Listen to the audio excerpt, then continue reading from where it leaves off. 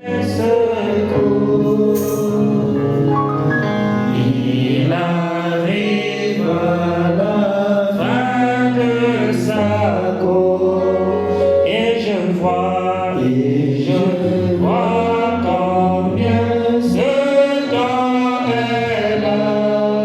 Oh, le temps du coucher du soleil.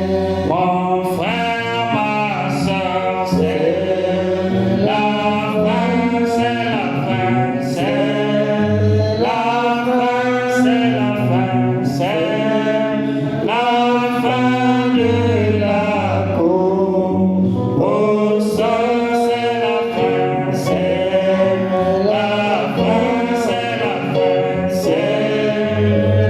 fin, c'est la fin, c'est la fin de toute chose. Et voici que la lumière du soir à l'ouest, pour moi apparaît. Elle manifeste le Fils de l'homme. Je le crois, c'est vrai, je le crois. La voiture très haut, c'est la fin, c'est la fin, c'est la fin, c'est la fin de la course. C'est la fin, c'est la fin, c'est la fin, c'est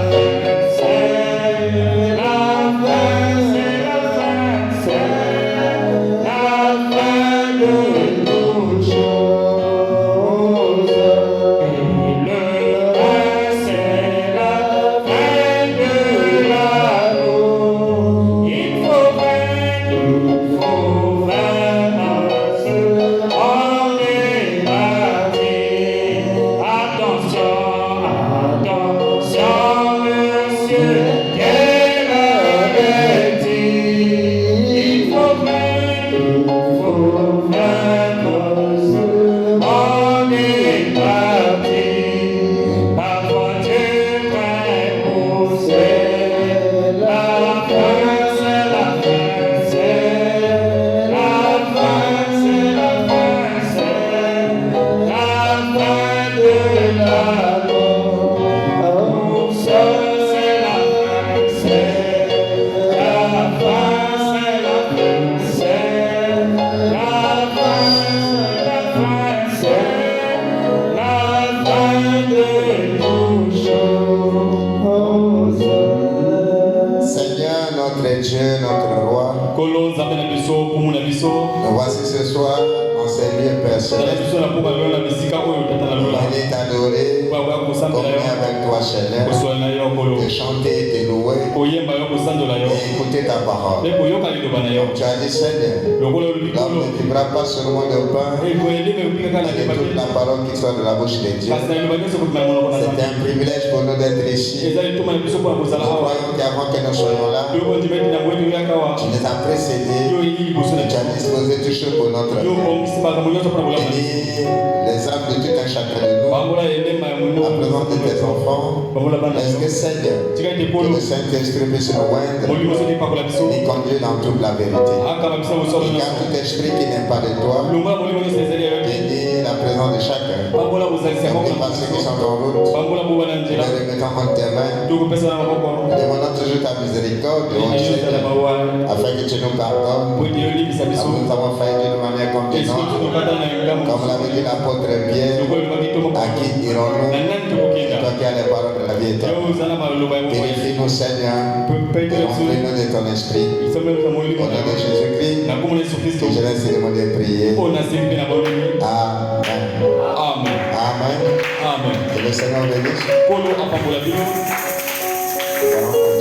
ce thème dans le livre des Hébreux. Hébreux chapitre 6, toujours. Que nous avons lu, je vais lire Hébreux chapitre 9.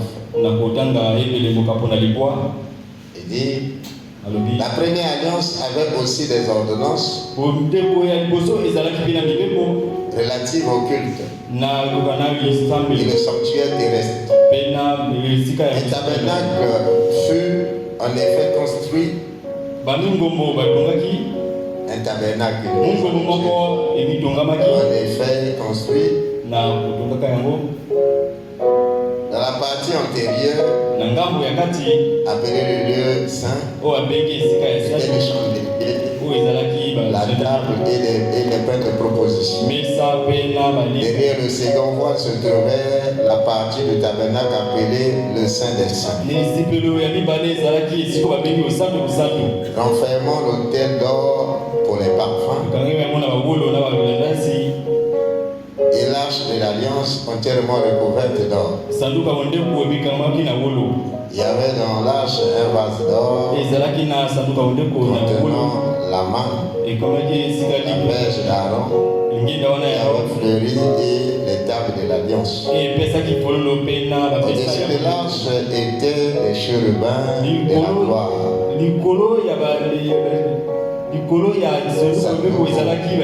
couvrant de leur ombre le propitiatoire. Ce n'est pas le moment de parler en détail là-dessus. Or, les choses étant ainsi disposées, les sacrificateurs qui font le service entrent en tout temps dans la première partie du tabernacle. Et dans la seconde, le souverain sacrificateur seul entre une fois par an,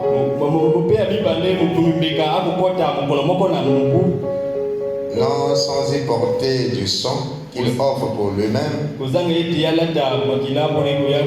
péchés du peuple et pour les péchés du peuple. Le Saint-Esprit montrait par là le chemin du lieu très saint n'était pas encore ouvert tant que le premier tabernacle subsistait. C'est une figure pour le temps actuel où l'on présente des offrandes et des sacrifices qui ne peuvent rendre parfait sous le rapport de la connaissance, l'attention de celui qui rend ce culte. Et qui, avec les aliments, les poissons et les diverses ablutions, étaient des ordonnances charnelles imposées seulement jusqu'à une époque de réformation. Mais Christ est venu comme souverain sacrificateur. Et bien venu. Il a traversé le tabernacle plus grand et plus parfait,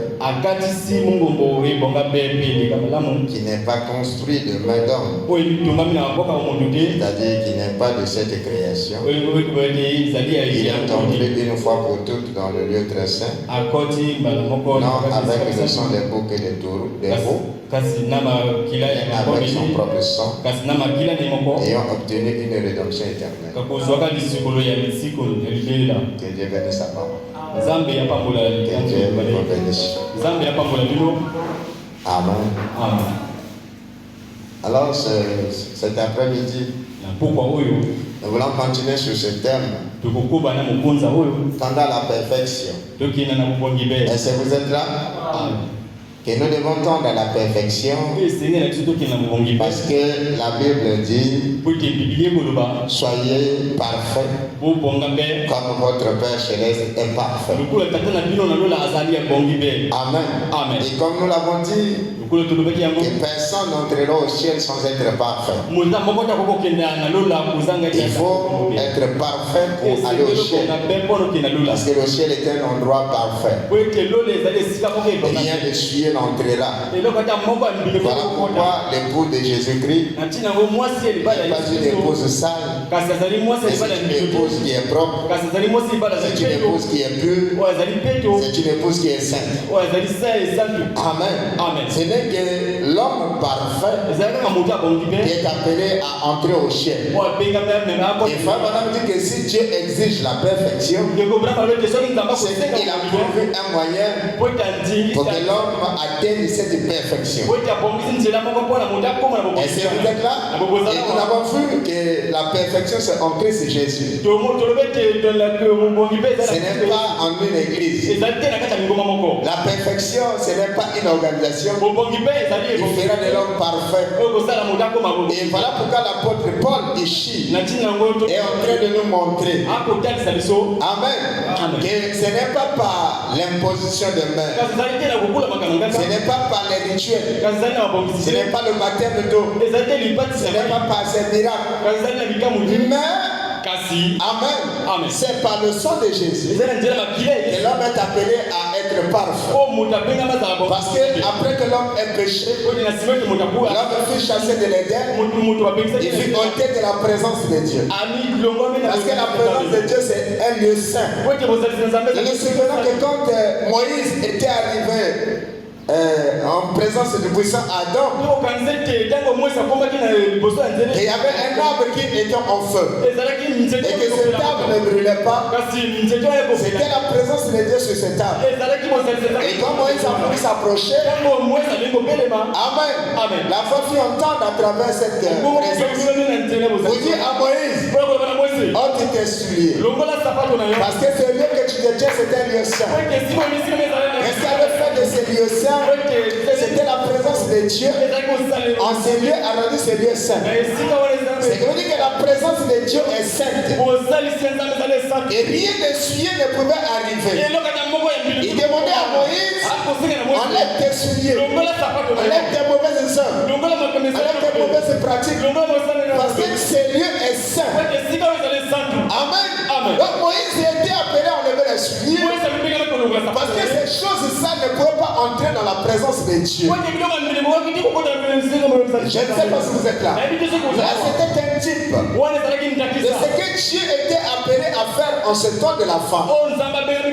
Parce qu'en réalité, c'est au temps de la fin qu'on est en train de parler de la dispensation de la perfection. C'est au temps de la fin qu'on est en train de parler de la sainteté. Parce que la sainteté, c'est la présence du Saint-Esprit qui rend le lieu saint. Amen. Est-ce que vous êtes là? Ce qui devient à dire, c'est que Dieu a montré à Moïse, c'était seulement un type. Que rien de ce monde ne pouvait entrer dans la présence de Dieu. Voilà pourquoi Paul dit, laissons les choses élémentaires. Laissons les impositions des mains. Laissons les histoires de doctrine. Tendant à ce qui est parfait. Est-ce que vous êtes là? Et nous savons que lors de la première alliance, pour que l'homme puisse aller adorer, l'adoration se passait dans le temple. Amen. Et ce temple, quand il était construit, il avait ce qu'on appelait le lieu saint et le lieu très saint. Les autres adorateurs étaient dans le pavé extérieur. Les sacrificateurs arrivaient dans le lieu qu'on appelait saint. Et seul Aaron entrait dans le lieu appelé très saint. Nous savons que pour que Aaron entre dans ces lieux, il y avait un certain nombre d'ordonnances qu'il fallait respecter. Donc, il fallait qu'il s'habille d'une certaine manière. Il fallait qu'il soit lavé. Il y avait une certaine démarche. Donc, ce sont des ordonnances là qu'il fallait respecter pour entrer dans le lieu. Mais Paul dit, quand il arrive dans cette nouvelle alliance, que ces ordonnances aussi ont existé dans l'ancienne alliance. Mais si ces ordonnances n'ont pas emmené l'homme à la perfection, si ces commandements n'ont pas emmené l'homme à la perfection, ce qui veut dire dans cette nouvelle alliance, ces choses aussi n'emmèneront pas à la perfection.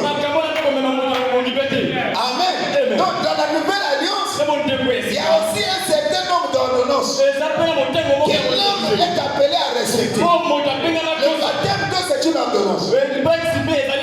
Amen. La communion, la Sainte Seine, c'est aussi une ordonnance. Le lavage des pieds, c'est aussi une ordonnance. Et tout cela, l'imposition des mains, toutes ces choses-là, ce sont des ordonnances qui sont inscrites dans la nouvelle année. Mais pour les dire, c'est dans l'ancienne alliance. Ces choses n'ont pas amené l'homme à la perfection. Ce n'est pas aujourd'hui qu'elle emmènera l'homme à la perfection. C'est qui veut dire, amen. Dans cette nouvelle alliance, il y a quelque chose de capital vers lequel nous devons tendre. Amen. Je ne sais pas si vous êtes là. Amen. Ce qui veut dire, aujourd'hui, on a le baptême d'eau, on a le lavage des pieds, on a la Sainte Seine, on a l'imposition des mains. En tant que chrétien, nous devons croire à ça. Un chrétien doit croire à la guérison divine. Un chrétien doit croire que Dieu continue à faire le miracle. Un chrétien doit croire au surnaturel. Un chrétien doit croire que si on lui impose les mains et qu'on prie pour lui, il va trouver solution. Et que s'il était malade, il sera guéri. Parce que Dieu n'a pas prescrit cela pour rien. Amen. Un chrétien doit croire au baptême d'eau. Bien que ça ne sauve pas, comme c'est une prescription de la parole, il doit honorer cela. Un chrétien doit croire au lavage des pieds. Un chrétien doit croire à la doctrine de son église. Un chrétien doit croire à toutes ces ordonnances-là. Parce que c'est ça qui montre que nous sommes chrétiens. Nous respectons les principes de notre pays. Nous respectons les règles prescrites par Dieu. Mais ce n'est pas ça qui va nous sauver. Je suis amené quand les amenés sont dans la parole. Amen. Je suis calviniste quand les calvinistes sont dans la parole. L'adventiste, c'est celui qui croit à la loi. C'est un légaliste qui croit au sang et aux œuvres. Amen. Et le calviniste, c'est celui qui croit à la grâce. Il pense que tout lui est permis. Alors Branham dit, je serai arménien tant que les arméniens sont dans la parole. Je serai calviniste tant que les calvinistes sont dans la parole. Amen. Et c'est pour cette là. Alors Paul ici, vous savez que, comme dit le prophète, la colonne de feu avait oué Moïse. Et Moïse a apporté la loi. La colonne de feu a oué Paul. Et Paul a mis l'ordre dans l'église. Amen. Et c'est pour cette là. Parce que Paul a vécu un temps où on avait les croyants de Corinthe. Les Corinthiens, c'était des croyants. Amen. Qui se basaient sur tout ce qui était lié au rituel. Il se basait à ce qui était le miracle. Il se basait à tout ce qui était les œuvres. Et Paul les parlait aussi avec un langage charnel. Et quand il parlait aux Éphésiens, parce que les Éphésiens c'était les gens qui étaient fondés dans la parole. Et il leur parlait aussi du mystère. Amen. Et c'est pour cette là. Alors Paul avait l'ordre. Il voulait nous montrer que le salut ne sera pas dans les œuvres de la chair. Que le salut ne sera pas dans les rituels. Que le salut ne sera pas dans le baptême d'eau. Amen. Parce que nous savons que lors du premier exode, le premier exode était avec Moïse. Israël était sorti de l'Égypte. Ils sont baptisés par la mer Rouge. Amen. Et ils ont traversé le désert. Est-ce que vous êtes là? Cet exode-là consistait de quitter un pays naturel vers dans notre pays naturel.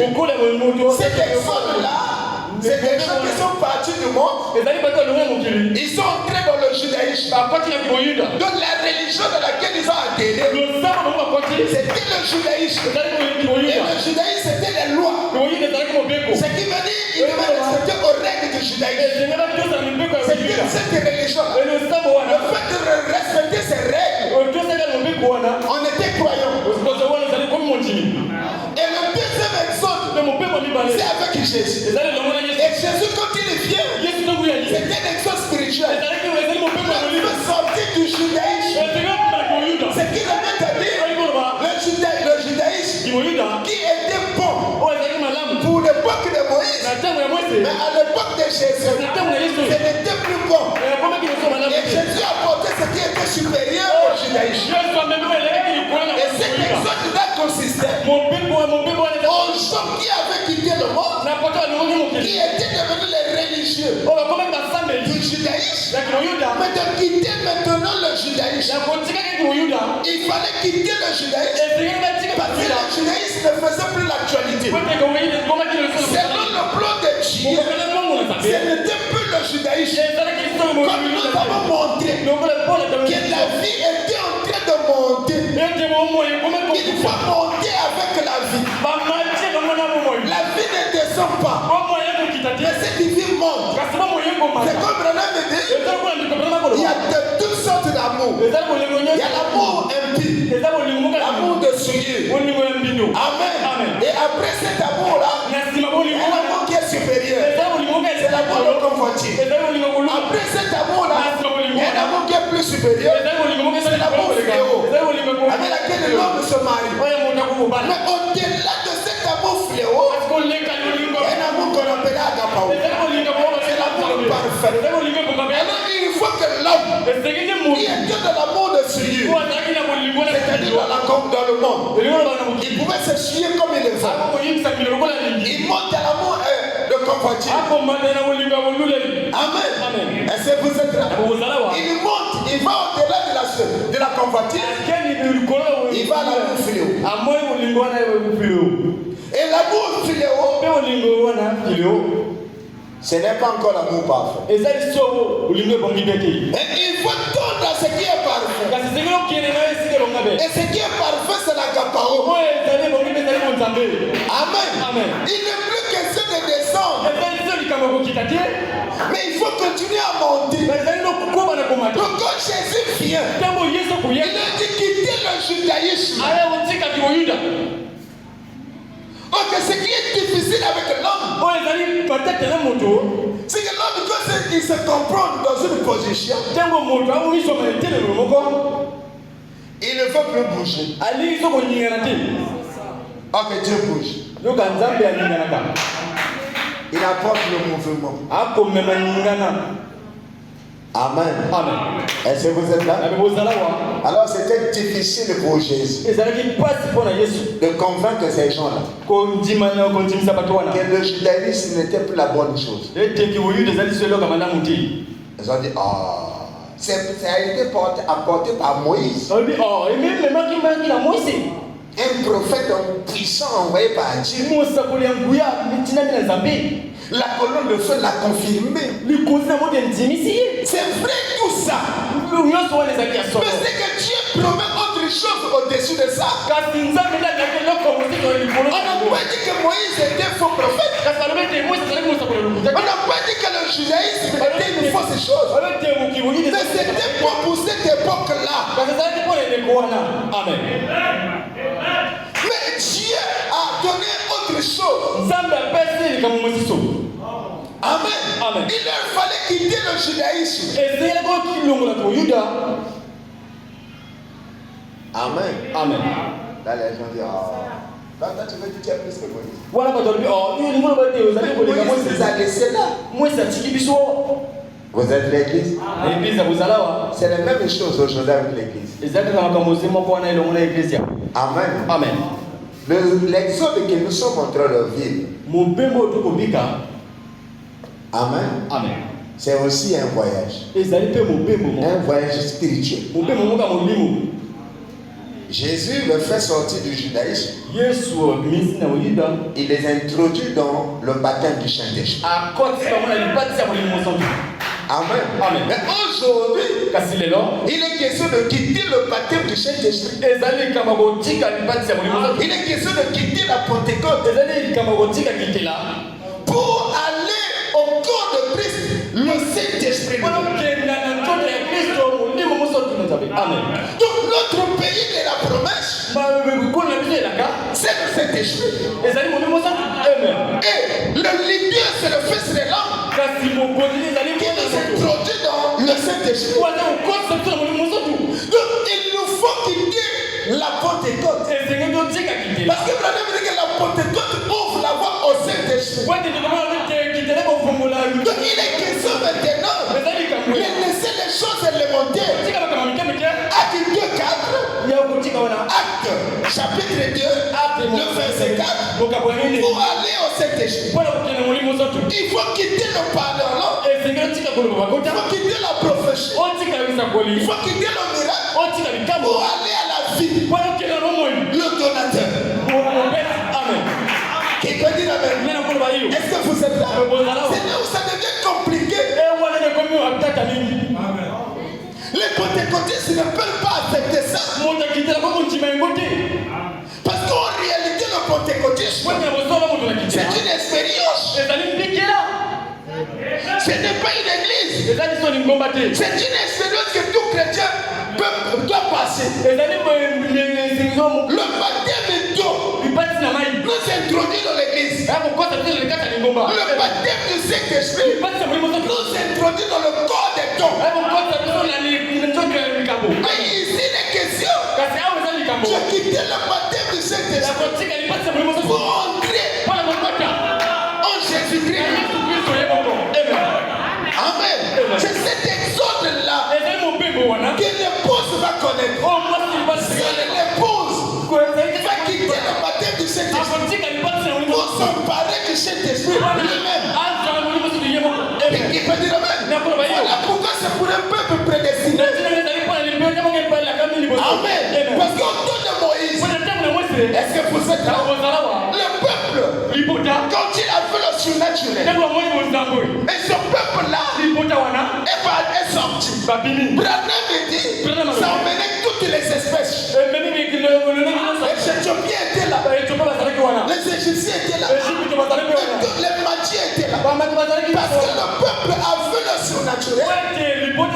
Et toutes les espèces ont suivi. Donc ils avaient oublié qu'il y avait quelque chose au-delà de ça.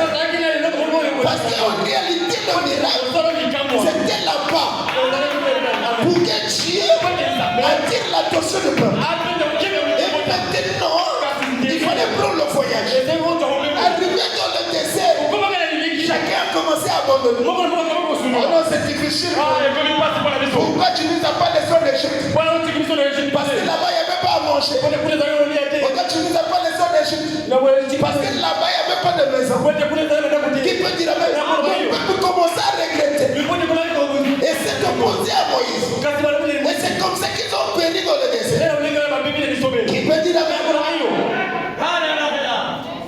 Et aujourd'hui, c'est la même chose. Amen. Amen. Qui va quitter la Pentecôte pour s'emparer du pays? Qui va quitter la Pentecôte? Qui peut dire amen? C'est une expérience. Vous avez connu l'expérience du baptême et tout. Vous avez écouté la parole. Ça vous a fait la joie. Et vous avez pris la décision d'aller prendre le baptême. Amen. Est-ce que vous êtes là? Et vous devez passer à une autre expérience. L'expérience du baptême du Saint-Esprit. Amen. Qui va vous permettre maintenant d'avoir la sagesse ou de parler en langue. Peu importe quel don Dieu peut manifester à travers. Amen. Mais ce n'est pas la fin du voyage. Parce que Branham dit, tu peux te baptiser du Saint-Esprit pour y aller en enfer. C'est juste un baptême. Mais ici, il est question de la vie. Il faut s'emparer de la vie. Voilà pourquoi Paul dit laissez les choses élémentaires. Il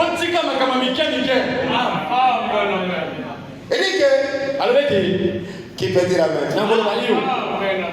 Quand je parlerai des langues des hommes et des anges, que je n'ai pas l'amour, je suis un erreur qui résonne. Amen. Amen. Je suis un tournevis. Que je parle les langues des anges. Amen. Amen. Je suis un cymbale qui retentit. Et quand j'aurai le don de prophétie, la science de tous les mystères, la connaissance de tous les mystères, il peut dire amen. Amen. Et toute la connaissance, quand j'en ai même toute la foi, jusqu'à transporter des montagnes. Amen. Qui peut dire amen? On fait quelque chose de précieux. On veut s'emparer du pays. On fait de la vie éternelle. Qui peut dire amen? Et quand j'aurai la connaissance de tous les mystères, citation après citation, j'aurai la foi de déplacer les montagnes. Ah, qui peut dire amen? Amen. Quand j'aurai tout ça, qui peut dire amen? Comme la question qui m'a été posée, pasteur, vous pensez que pour faire avoir des voix de miracle, il faut seulement devenir agneau? Mais quoi le repas ici? Qui peut dire amen? Est-ce que vous êtes là? Pour vous dire que la vie, c'est ce qui est précieux. La vie éternelle. Si je vous donne la vie éternelle, amen. Il vous a aimé. Il n'y a plus de jugement. Il n'y a plus d'enfer. Il n'y a plus de péché pour vous. Ce qui veut dire que quand vous commettez même un péché, vous dites que ça n'existe pas. Frère Madame me dit, qui peut dire amen, quand Dieu te sauve et qu'il te donne le Saint-Esprit, c'est comme quand qui peut dire amen. On est dans ce pays, on prend une note, on dit, qui peut dire amen. Est-ce que vous êtes là? On dit par exemple que la nanga. Les gars, les a compliqués. Amen. Il ne faut pas que Dieu en prie encore. Amen. Amen. Est-ce que vous êtes là? Amen. On dit qu'un diplomate au Congo, même s'il brûlait le feu rouge, la police ne peut pas l'arrêter. Amen. Qu'un diplomate au Congo, même si tu es quelqu'un, il ne peut pas aller en prison. Voyez-vous ce que signifie la vie éternelle? Ça veut dire qu'il n'y a aucun policier qui peut vous arrêter. Ce qui veut dire c'est Dieu te donne le Saint-Esprit. Amen. J'ai un passeport diplomatique. Rien ne peut t'arrêter. Tu t'es fait vert. Tes ennemis ne sont pas comptés. Qui peut dire amen? C'est vert. Donc même la police ne peut pas siffler. Oh, qui peut dire amen? Est-ce que vous comprenez cela? Amen. Comment un policier pourra arrêter un diplomate? Amen. Je ne sais pas ce qu'on peut dire. Voilà pourquoi madame dit, mon frère, savez-vous ce qui a signifié le calvaire? C'est que Dieu a payé le prix. et la culpabilité. Amen. Vous dites que ceux qui sont en Christ, ils sont sans péché. Amen. Amen. Est-ce que vous êtes là? Voilà pourquoi Dieu. Le salut, ce n'est pas quelque chose de fabriqué. Ça ne dépend pas de ce que vous faites. Ça dépend de Dieu qui vous a choisi avant la fondation du monde. Amen. Amen. Est-ce que vous êtes là? Il dit, quand je parlerai les langues des hommes et des anges, et si je n'ai pas l'amour, je suis un airain qui résonne, ou une cymbale qui retentit. Et quand j'aurai le don de prophétie. Amen. Pourquoi Paul dit laisser les choses et les moyens? Vous allez voir les gens. Moi, c'est le miracle. Je ne refuse pas. En tant que chrétien, nous croyons à ça. Vous êtes encore plus mauvais que le païen. Ça te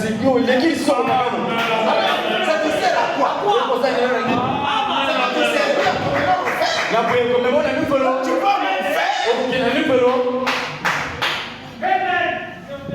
Qui peut dire amen?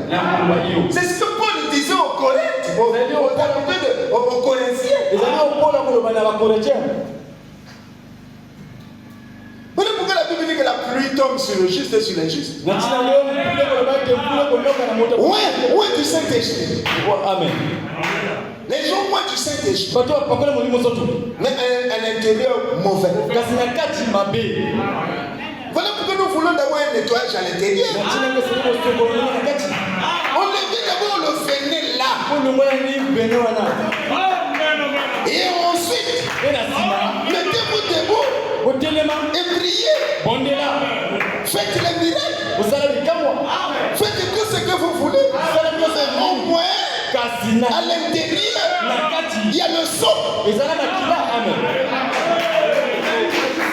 Qui peut dire amen?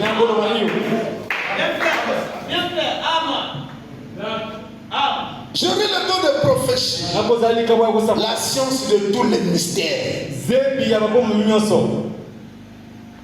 et toute la connaissance, dont j'aurai même toute la foi jusqu'à transporter des montagnes. Si je n'aime pas l'amour, je ne suis rien. Quand je distribuerai tous mes biens pour la nourriture des pauvres, quand je livrerai même mon corps pour être libéré, si je n'aime pas l'amour, cela ne me sert à rien. Vous êtes là? Voilà pourquoi il dit tendez à ce qui est parfait.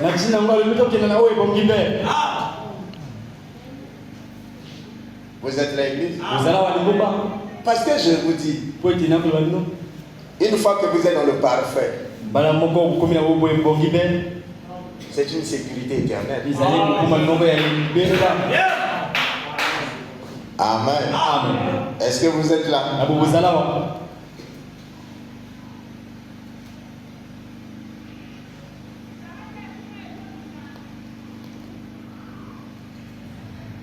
Et dit, pourquoi le Saint-Esprit est-il été donné? Regarde Francis.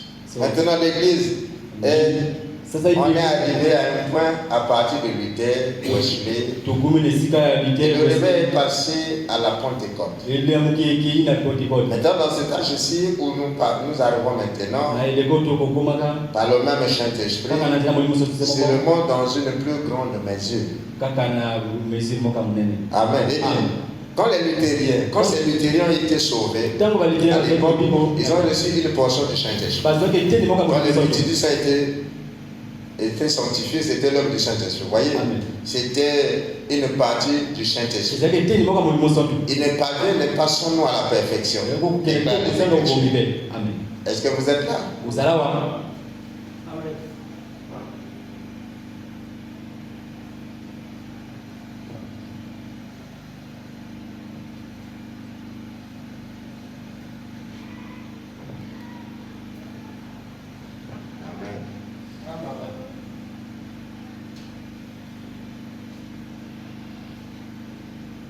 Il dit.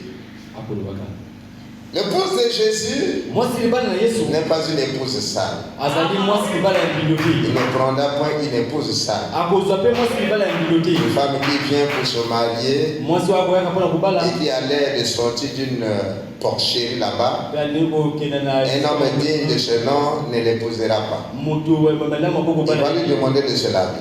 Et quand l'église de Christ s'avance pour se marier, imaginons qu'elle va devenir son épouse. Avec le monde collé à elle, l'épouse de Christ ne sera pas échue. Amen. Non, monsieur. Amen. L'église de Christ non plus, celle du Seigneur Jésus, cette église n'est pas non plus une église en ayant vêtu de vêtements usés de dénomination. Elle n'a pas à être un membre d'une grande dénomination. Elle doit être lavée par le sang, rachetée par le sang. Elle ne dit pas que nous sommes membres de la plus grande église, la plus grande organisation, ou de ceci et cela. Elle doit être pure, sanctifiée. Sans tache mérite par le sang de son sauveur Jésus-Christ. Est-ce que vous êtes là? Alors frère Branham dit, est-ce que vous êtes là? Ici il est question d'un autre exemple. On quitte une position vers une autre. Est-ce que vous comprenez? Alors c'est là où beaucoup vont s'arrêter. Amen. Croyons qu'ils sont déjà sauvés. Et manquer ainsi l'enlèvement. Pourquoi? Parce qu'ils ne sont pas arrivés à la perfection. Ils se sont arrêtés à l'extérieur de la Pentecôte. Or que si la Pentecôte était la meilleure chose, Dieu n'aurait pas promis la venue de la parole. Amen. Si la Pentecôte était la meilleure chose, Dieu n'aurait pas promis la venue du Saint-Esprit. Amen. Si la Pentecôte était la meilleure chose, nous n'aurons plus à parler du Fils de l'homme. Et si nous parlons du Fils de l'homme, parce que frère Branham dit, la vie du Messie prépare une église pour l'enlèvement.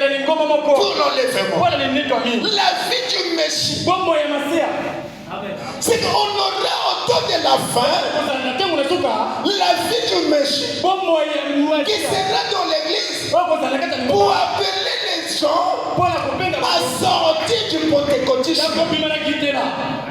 Amen. Je sais pas si tu comprends. Est-ce que vous êtes là? Dieu insiste dit soyez parfaits. Amen. Frère Branham dit, quand Luther a vu la colonne de feu se déplacer, il a suivi la colonne de feu. Et quand les luthériens se sont arrêtés, et le fait que nous sommes maintenant membres de l'église, nous sommes sauvés. Vous comprenez? Wesley a vu la colonne de feu se déplacer. Amen. Parce que quand la colonne de feu s'est arrêtée avec Israël, Israël aussi s'est arrêté là. Et quand elle se déplace, il faut se déplacer avec elle. Les Wesleyens sont venus. Il dit que le fait que nous avons porté les habits des chrétiens, ça veut dire que nous sommes sauvés. Alors, la Pentecôte, les Pentecôtistes ont vu la colonne de feu se déplacer.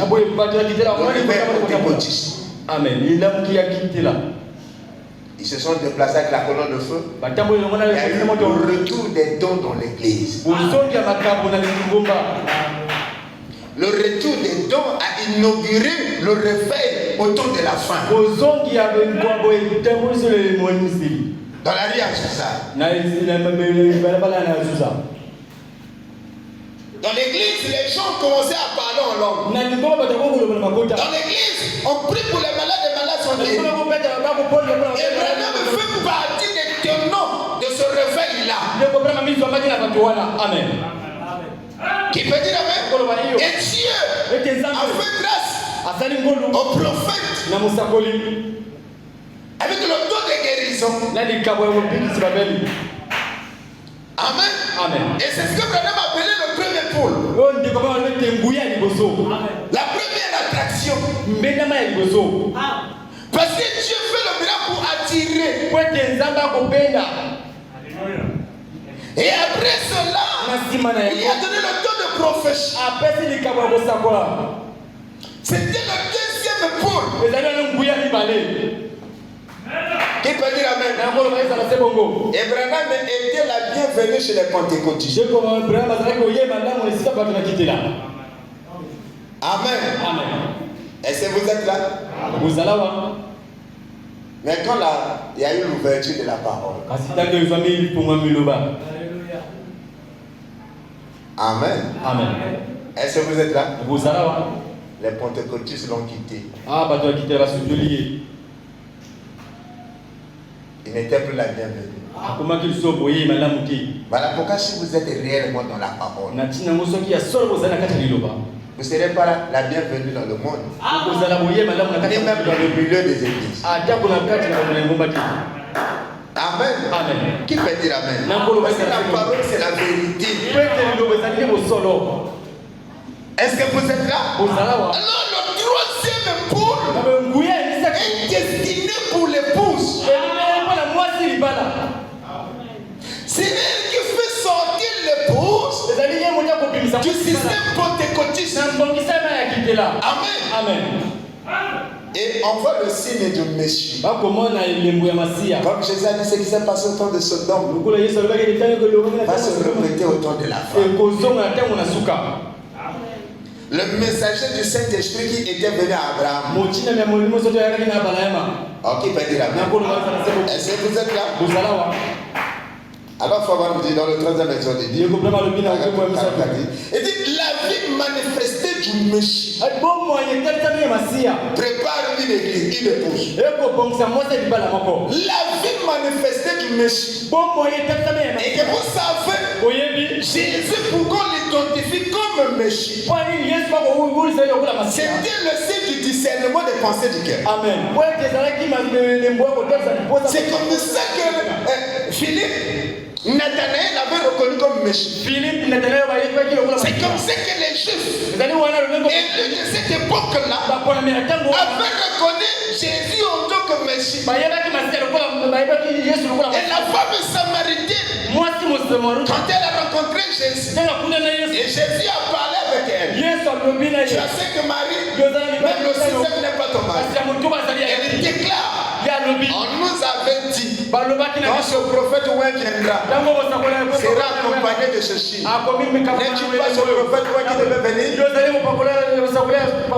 Et frère Branham dit, il a accompli cela devant les Juifs. Il a accompli cela devant les Samaritains. Il faut qu'il accomplisse la même chose devant les gentils. Et pendant les 2000 ans de la dispensation des gentils, cela ne s'était jamais accompli. Mais c'est au dernier jour, il a de la sortie de l'épouse. Et que ceci doit se manifester. Parce que c'est cela qui va attirer l'attention de l'épouse à abandonner le système pentecôtiste pour suivre la parole. Est-ce que vous êtes là? Amen. Et dit,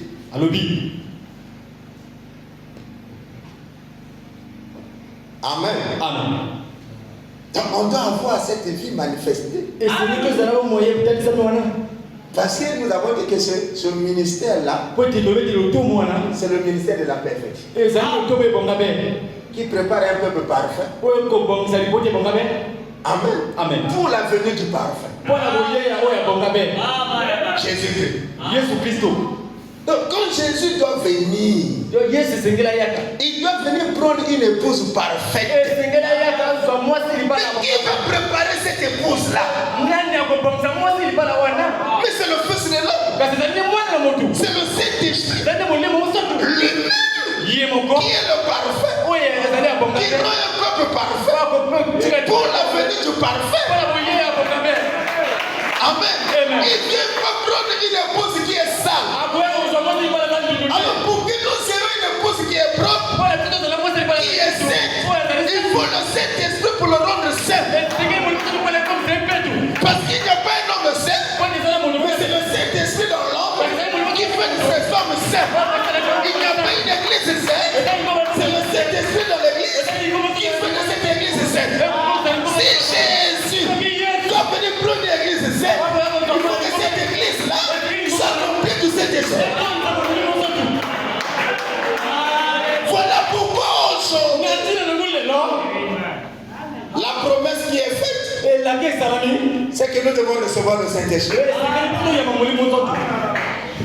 Amen. Est-ce que vous êtes là? Sans le Saint-Esprit, nous ne sommes pas saints. Parce que nos efforts ne nous rendront jamais saints. Parce que Paul dit, l'ancienne alliance, il y avait ses rituels. Les gens se privaient de la boisson. Les gens se privaient de certains aliments. Mais ce n'est pas ça. Mais il est question du Saint-Esprit dans les gens qui ferait de ces gens des saints. Amen.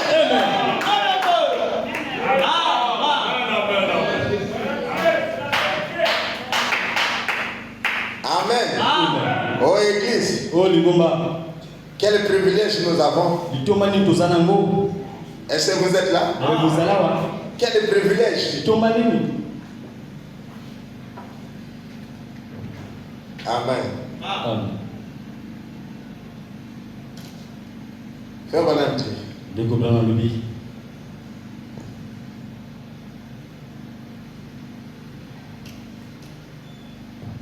Amen.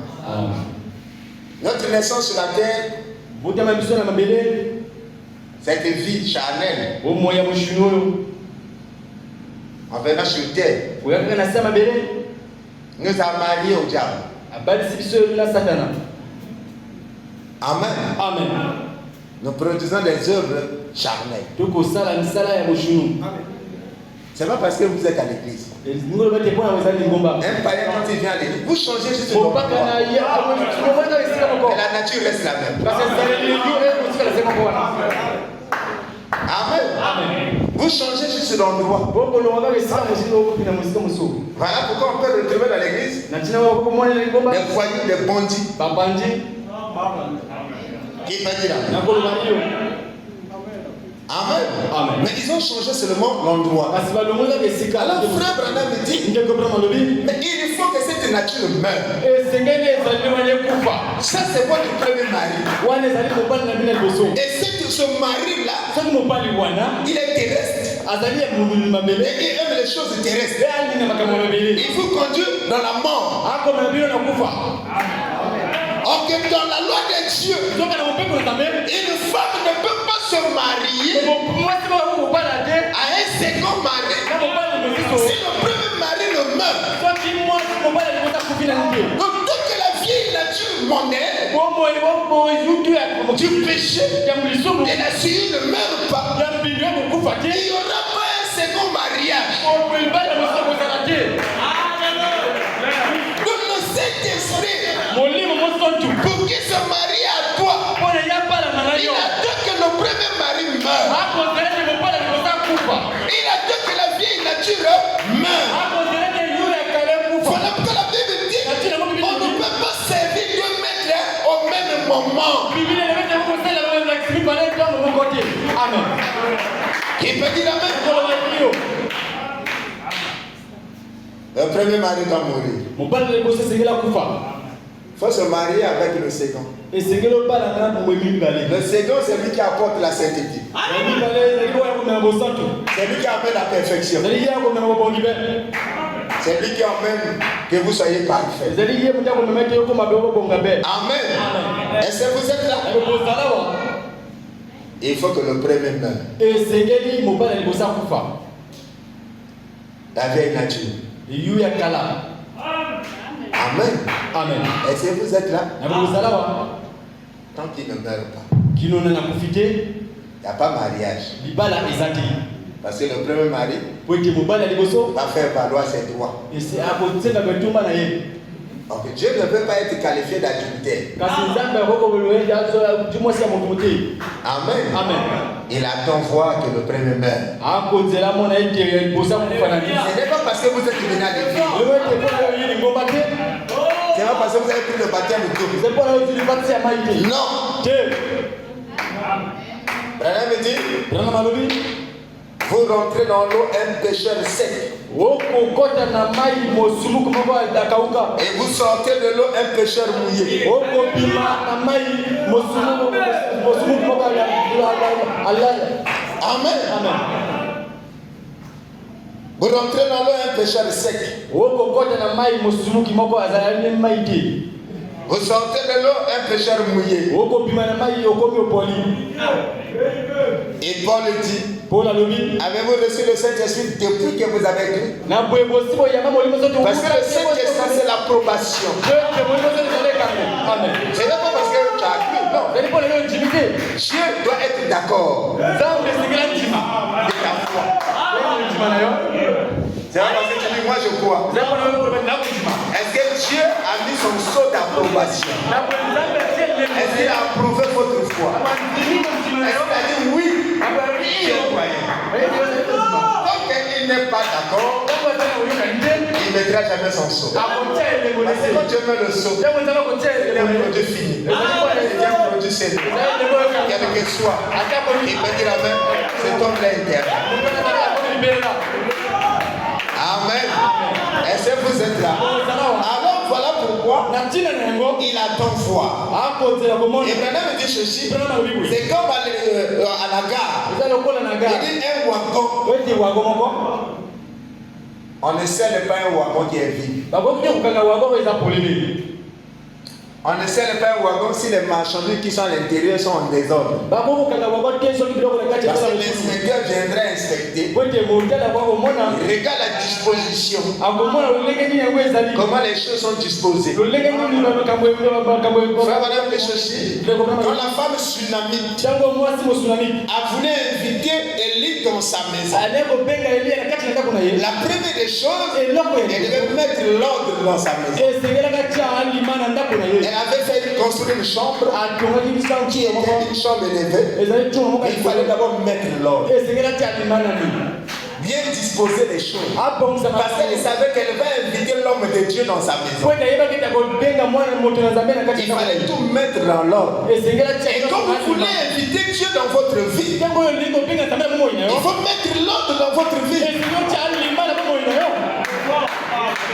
Il faut que les choses soient en ordre.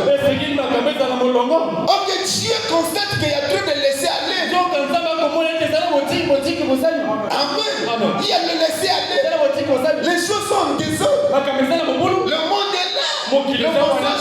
On ne comprend pas exactement qui vous êtes.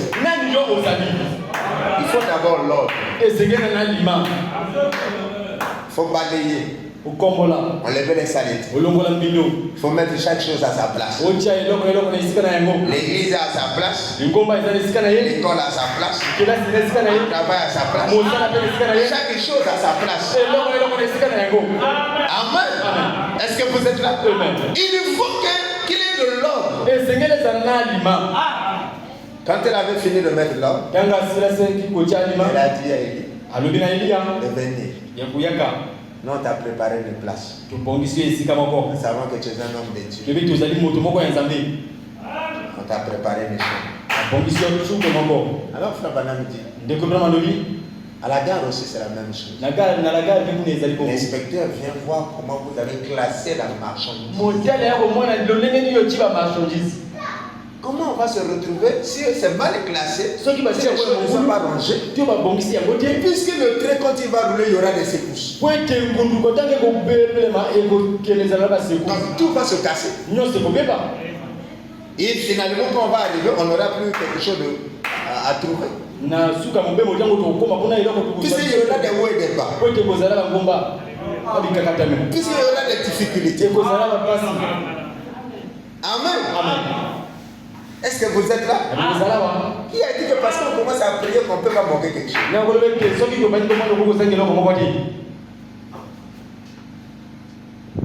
Amen.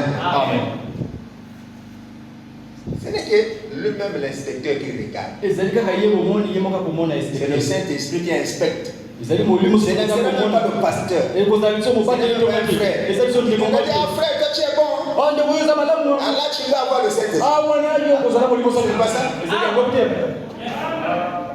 Ce n'est même pas l'église. C'est le Saint-Esprit lui-même. Qui sont les cœurs derrière. Il passe en revue le cœur. Il passe en revue, il regarde. Et là, c'est pas encore là. Une fois tout en ordre, qu'est-ce qu'il fait? Il va sceller. Quand vous êtes scellé, ce wagon sera ouvert à destination. Voilà pourquoi il dit n'attristez pas le Saint-Esprit de Dieu. Amen. N'attristez pas. Jusqu'à ce que jusqu'au jour de votre rédemption. Au retour de Jésus. Amen. Et dit. Maintenant, votre nom est dans le nouveau livre. Non pas dans le livre de vie, mais dans le livre de vie de l'agneau. C'est que l'agneau a racheté. Pas le vieux livre de votre union naturelle. Vous êtes une nouvelle épouse. Alléluia. Votre nouvelle vie. Dans le livre de vie de l'agneau. Votre attestation de mariage. Amen. Alléluia. C'est à cela que votre véritable germe éternel se rattache. Amen. Depuis le commencement. Amen. La paix du Saint-Esprit qui sonde les cœurs. Vous êtes parfait. Vous n'avez jamais péché pour commencer. Dieu ne sait même pas. C'est dans la main de l'oubli. Vous ne l'avez jamais fait. Vous avez été accusé de cela par l'accusateur. Mais en fait, dès le début, vous étiez prédestiné à être un fils ou une fille de Dieu. Vous tenez là, et votre vieille lettre de divorce a été rejetée, inexistante. Même dans la pensée de Dieu, vous êtes l'épouse vertueuse de Christ, lavée dans le sang de Christ. Le Fils de Dieu prêché. Le Fils de Dieu prêché. Sans péché. Ayant une épouse parole pure. Amen. Sans mélange. Il a lavé par l'eau de son propre sang. Et venez chercher manifester afin qu'il puisse vous prendre. Vous qui avez été prédestinés comme lui depuis le sein du Père avant le commencement. Amen. Est-ce que vous êtes l'église? Je ne sais pas si vous me comprenez. Amen. Amen.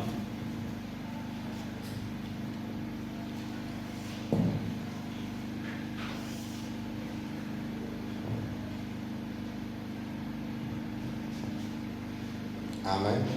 Voilà pourquoi nous devons baser notre foi pas sur une église. Branham dit que ça, ce sont des citernes crévassées. Vous risquerez de perdre votre espoir.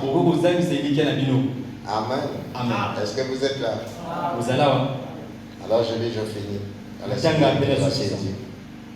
Oh oui. Christ est cette source. Je ne connais pas d'autres sources, rien d'autre que le sang de Jésus. Je suis un individu méprisable. Je suis un renégat. C'est ce que nous sommes tous. Mais devant Dieu, nous sommes parfaits. Soyez tant que parfait comme votre Père Céleste est parfait. Comment pouvez-vous l'être? Parce que quelqu'un qui est parfait nous représente là-bas. Amen. Quand les gens disent non, il y a tel sang, mais c'est Jésus qui nous représente. Là, mais comment c'est là? Amen. Cette source est là tous les jours, fraîche. Pas quelque chose de stagnant, mais une source fraîche qui efface tous mes péchés. Il est cette source. Maintenant, pour terminer, je dirais ceci. Toutes les choses qui diffèrent de ceci, ce sont des citernes crévassées qui finiront par laisser s'écouler ce que vous y mettez. Les citernes crévassées, c'est les tonneaux. Amen. Qui recueillent l'eau de pluie. Et or que ces tonneaux encore ont des trous. Les lézards rentrent. Les saletés rentrent. Si vous mettez votre espoir là, Amen. Vous allez la perdre. Que ces mots là ne vont pas partir. Vos espoirs vont partir. Amen. Voilà pourquoi ce n'est pas sur une église. Ce n'est pas sur une expérience quelconque. Non, moi j'ai parlé, non, moi j'ai sur ça. Et que ça soit fondé sur Christ. Cette source intarissable. Le fondement solide. Amen. Qui peut dire Amen? Le rocher des âges. Tout passe, mais lui ne passe pas. Amen. Il dit, mais maintenant, pour terminer, je dirais ceci. Toutes les choses qui diffèrent de ceci, qui diffèrent de Christ, ce sont des citernes crévassées qui finiront par laisser s'écouler ce que vous y mettez. Vous mettez tous vos cœurs, vos espoirs, tout votre temps et tout dans une de ces citernes d'eau stagnante. Jésus a dit que c'était des citernes crévassées. Dieu a dit elles sont crévassées, elles laisseront s'écouler tout ce que vous y mettez. Amen. Il va dire Amen. Tout ce que vous mettez comme espoir, si c'est bon en Jésus-Christ, ça va s'écouler. Amen. Et ne vous avanceront à rien. Amen. L'église t'emmènera nulle part. Amen. Les choses montaines ne vous emmèneront nulle part. Les choses que le chrétien va comprendre, comme les chrétiens d'autrefois, qui regardaient l'au-delà. Aujourd'hui, on a des chrétiens qui ne veulent pas regarder l'au-delà. Et moi, c'est moi ce qui intéresse. Qui va regarder l'au-delà? L'espoir à venir. Qui va regarder le royaume à venir? Qui va dire Amen? On ne peut pas regarder l'au-delà. Tout se reste seulement sur la terre. Voilà pourquoi, Amen, il y a des jalousies, il y a des assassinats, il y a la méchanceté. Parce qu'on regarde les choses de la terre. Parce que tous les chrétiens, ces espoirs sont fondés en Jésus. Jésus lui dit là, on ne rêve pas de ce monde. Jésus lui dira honnêtement que mon rêve n'est pas de demande. Mais on a présenté à Jésus les rêves de la terre. Le diable lui a dit, adonne-moi, je te donnerai tous les royaumes de la terre. Jésus n'a jamais contesté parce qu'il savait que celui qui gouverne les royaumes de la terre, c'est le diable. Il dit, mon rêve n'est pas de ce monde. Ce qui revient à dire, qui peut dire Amen, nous tombons ce qui est parfait. Nous cherchons des choses éternelles. Amen. Nous cherchons des choses éternelles. C'est ce que Paul dit.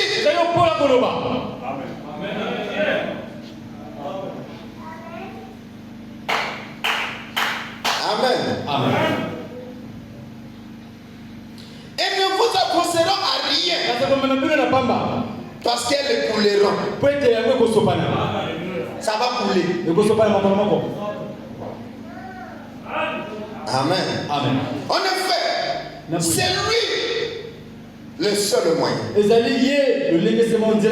d'arriver à la vérité, à la vie. C'est Jésus. À la joie éternelle et à la paix éternelle. Vous voulez voir arriver à la vie éternelle? Si vous voulez arriver à la vie éternelle, si vous voulez arriver à la paix éternelle, c'est en Jésus. Et voilà pourquoi Jésus c'est le Saint-Esprit. Notre pays de la promesse. Notre Canaan c'est le Saint-Esprit. Là où coule le lait et le miel. Là où la joie ne t'arrive pas. Là où la paix ne finit pas. Amen. Amen. En effet, c'est lui le seul moyen d'arriver à la vérité, à la vie, à la joie éternelle, à la paix éternelle. Il est le seul. Et le seul moyen d'arriver à cela, oh là là, l'inépuisable source de la vie.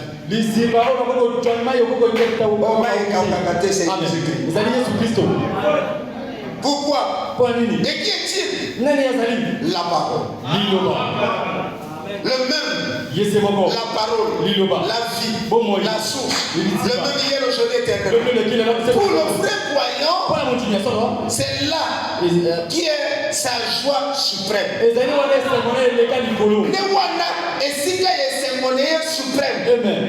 Pour le vrai croyant, sa joie suprême c'est Jésus-Christ. Sa joie suprême c'est dans le Saint-Esprit. C'est là pour le vrai croyant. Mon Dieu va bénir mon Christ. Amen. Et c'est mon les ânes à l'Iloba. Amen. La propagande de Dieu, je suis dans la joie quand je dis allons dans la maison. Jésus a dit au peuple, allons, parlons du pays. Qui peut dire amen? Est-ce que vous êtes là? Mais aujourd'hui, le chrétien se laisse par les choses de la terre. Mais notre joie suprême, c'est où? Pour le vrai croyant, c'est là qui est sa joie suprême, sa vie suprême. Allez là où se trouve, là où va ton trésor. Là où est ton corps. C'est là où va ton trésor. Mais pour le chrétien, sa vie suprême, c'est en Jésus. Amen. Amen. Sa vie suprême. Et sa satisfaction suprême se trouve en Christ. Sa satisfaction. Là où il se trouve satisfait. C'est en Jésus. Amen. Amen. Pas besoin de pomper. Amen. Amen. Mais il y a la citerne. Il ne faut pas pomper. Amen. Amen. Est-ce que vous êtes là? Pourquoi la main est boulot? Il faut manœuvrer là. Qui peut dire amen? Mais la source, ça coule. La source, ça coule. Quand tu vas te boire, tu n'as pas d'effort. Qui peut dire amen? Pas besoin de pomper. De tirer au il faut ça.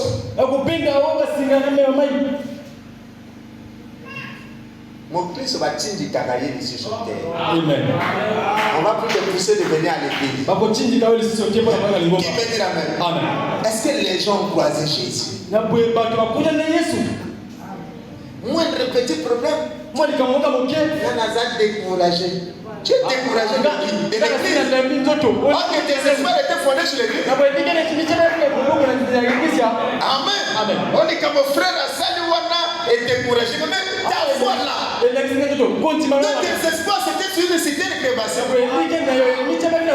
n'es pas encore en Christ. Parce qu'en Christ, ta joie suprême sur lui. Ta satisfaction suprême. Tu te satisfais en Christ. Pas besoin de pomper. Pas de besoin de pulvériser. Il faut chaque fois insecticide comme pour insecte. Tu dois dégager un parfum. Qui peut dire amen. Pas besoin d'attirer, d'éviter juste de croire et de se reposer. On dit le permis. Amen. Parce que Christ apporte le repos. Voilà ce qu'il est pour celui qui croit. Amen. Sa vie suprême, sa satisfaction suprême, sa joie suprême. Amen. Il se repose en Jésus. Pas besoin de pomper, pas besoin de tirer, pas besoin d'être dorloté. Amen. Amen. Amen. Il croit et il se repose. Que le Seigneur bénisse.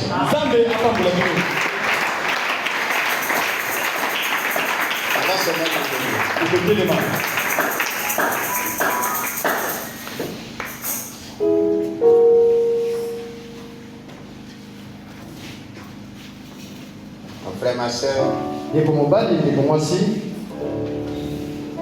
Paul a dit qu'on a ce qui est parfait. Paul a dit qu'on a la perfection à la vie. Soyons en Christ. Là où nous avons une joie suprême. Là où nous sommes au repos.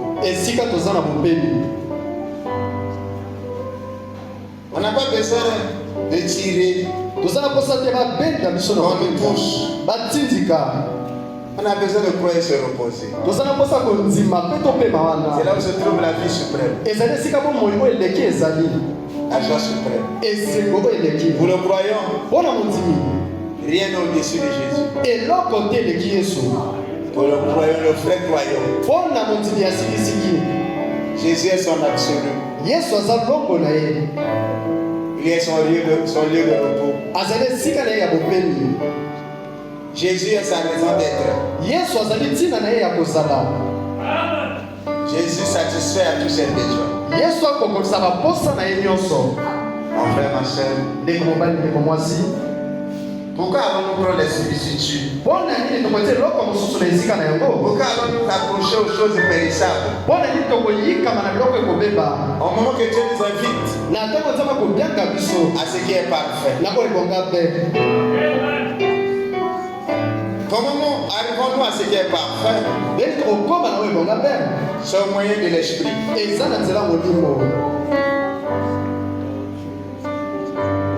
Par un seul esprit, nous sommes rendus parfaits. Jésus a payé le prix. Le sacrifice parfait a été déjà offert. Maintenant, mon frère, il est temps que tu rentres en Jésus-Christ. C'est par le Saint-Esprit. Ce soir, il est au milieu de nous. Il n'y a pas de raison que tu restes dehors. Il n'y a pas de raison. On doit chaque fois te pousser. Il n'y a pas de raison que tu puisses errer. Il y a une possibilité. La voie qui t'est offerte, la voie est ouverte. Que tu rentres dans ce repos. Dieu veut nous voir dans ce repos. Dieu veut nous voir dans ce corps mystique. Un corps qui n'a plus de condamnation. Il est dit qu'il n'y a plus de condamnation. Ne vis pas selon la chair, mais selon l'esprit. Seigneur Jésus-Christ, ce soir au Père, tu nous invites à ne pas fonder nos espoirs sur les cité de l'élévation. À ne pas fonder nos espoirs sur les choses de la chair, sur les organisations, sur l'église, sur qui que ce soit. Parce que tous ces fondements vont s'écrouler.